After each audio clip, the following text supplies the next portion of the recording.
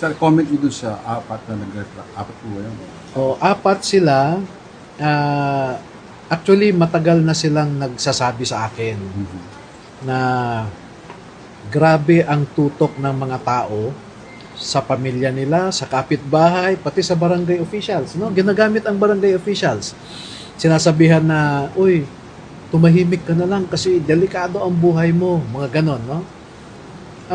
Pati pamilya nila natakot na rin, no?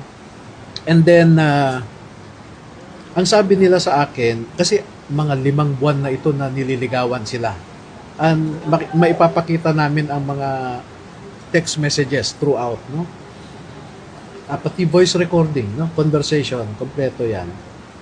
Na umabot sa una 5 million ang offer. Naging 8 million, naging 10, hanggang umabot na nga ng 25 million.